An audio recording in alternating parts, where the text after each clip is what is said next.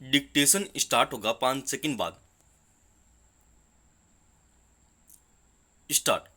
बरसात में जल जमाव और उससे शहरों का अस्त व्यस्त जीवन अब हर वर्ष का स्थायी दृश्य हो गया है, मगर इसके मद्देनजर सरकार को पूर्व तैयारी करने की जरूरत शायद कभी महसूस नहीं होती। विराम। सामान्य से थोड़ा अधिक पानी बरसते ही शहरों की सड़कें लबालब हो जाती हैं, मोहल्ले तालाबों में तब्दील हो जाते हैं। विराम। लोगों का दफ्तर, स्कूल, व्यवसाय आदि के लिए निकलना मुश्किल हो जाता है। विराम। खासकर मुंबई के लोगों को हर वर्ष बरसात में ऐसी मुसीबतों का सामना करना पड़ता है। विराम। अभी बरसात का मौसम शुरू ही हुआ है और मुंबई में सड़कों पर पानी भर गया, रेल की पटरियां डूब गई, कई रेलगाड़ियां रद्द करनी पड़ी, बसें रुक गई, कई दफ्तरों और स्कूलों में कामकाज बंद करना पड़ गया। विराम।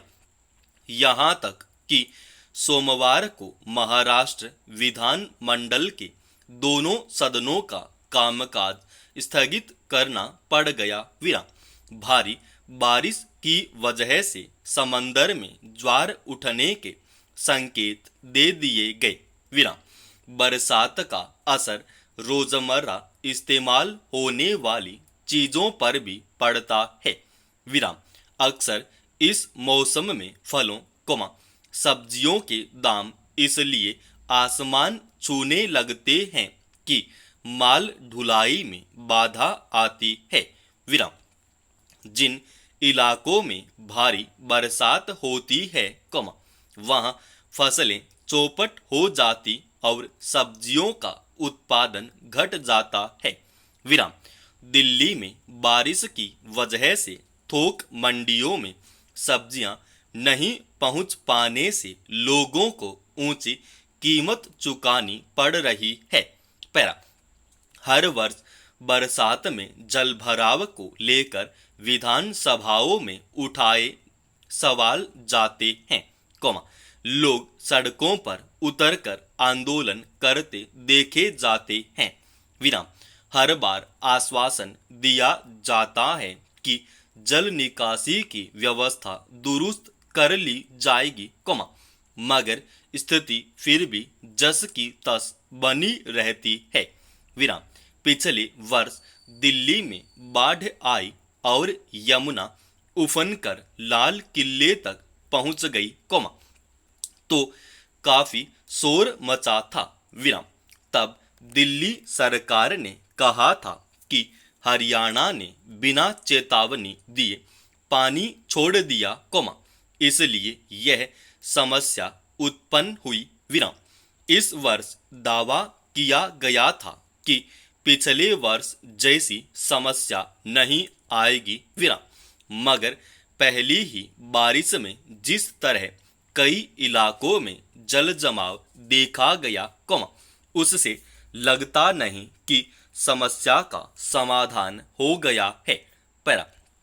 शहरों में जल जमाव की बड़ी वजह बरसात से पहले नालों की समुचित सफाई न होना पाना है। विराम। जिन नालों और नालियों की गाद निकाली जाती है, उसे किनारे पर छोड़ दिया जाता है, जो बरसाती पानी के साथ बहकर फिर से नालियों में भर जाता है। विराम। कई जगहों पर जल निकासी का समुचित प्रबंध न किया जाना भी बड़ी वजह है। विराम। जिन इलाकों में अनियोजित तरीके से बस्तियां बसा दी गई हैं, वहां जल निकासी के इंतजाम नहीं किए गए। विराम। जो नालियां बनी भी हैं, उनकी पर्याप्त क्षमता नहीं है, जिसके चलते सामान्य से जरा भी अधिक पानी बरसता है, तो उसे निकलने में काफी वक्त लग जाता है। विराम। समझना मुश्किल है कि शहरों की नगर पालिकाएं हर वर्ष इस समस्या का सामना करती हैं, फिर भी वे कोई स्थायी समाधान निकालने का प्रयास क्यों नहीं करती। विराम। महाराष्ट्र विधानसभा में जल भराव को लेकर हंगामा हुआ, दिल्ली में भी इसे लेकर सियासी रस्साकसी हुई। विराम। जब जब समस्या गंभीर होगी, सब इसे राजनीतिक रंग देने का प्रयास करेंगे। विराम। मगर जल भराव जैसी समस्या का सामना इतना जटिल क्यों बना हुआ है। विराम। यह समझ से परे है। विराम। आवश्यक वस्तुओं की उपलब्धता सुनिश्चित करने को लेकर भी लापरवाही बरती जाती है। विराम। इसका नतीजा हर वर्ष लोगों को जल जनित बीमारियों के रूप में भी भुगतना पड़ता है। पैरा। रूस और यूक्रेन के बीच जारी युद्ध थमता नजर नहीं आ रहा है। विराम। यूक्रेन के रिहायशी इलाकों में भी बम और मिसाइलों से हमले हो रहे हैं। विराम। मगर विडंबना है कि इस युद्ध में वैसी जगहों को भी निशाना बनाया जा रहा है, जहां किसी भी हाल में हमला नहीं किया जाना चाहिए। विराम। गौरतलब है कि कीव में गत सोमवार को बच्चों के एक अस्पताल समेत शहर की कुछ अन्य इमारतों पर हमले हुए, जिनमें कई लोगों की जान चली गई। विराम। यूक्रेन का दावा है कि बच्चों के अस्पताल पर रूसी सेना ने मिसाइल से हमला किया। विराम। हालांकि रूस ने कहा कि यूक्रेन की वायु रक्षा प्रणाली से छोड़ी गई मिसाइल ही अस्पताल पर गिरी है। विराम। दोनों देशों के दावे प्रतिदावे अपनी जगह हैं, लेकिन क्या युद्ध के दौरान अस्पताल जैसे संस्थानों पर हमले करना वाजिब है। प्रश्नवाचक। अस्पताल बीमार और घायलों को नया जीवन देने का काम करते हैं। विराम। यहाँ तक कि युद्ध में घायल सैनिकों की आखिरी उम्मीद भी उपचार के लिए इन्हीं जगहों पर टिकी होती है। पैरा। गौरतलब है कि कीव में यह हमला अमेरिका में होने वाले 3 दिवसीय नाटो शिखर सम्मेलन से ठीक एक दिन पहले हुआ। विराम। इस सम्मेलन में रूस यूक्रेन युद्ध पर भी चर्चा होने की संभावना है। विराम।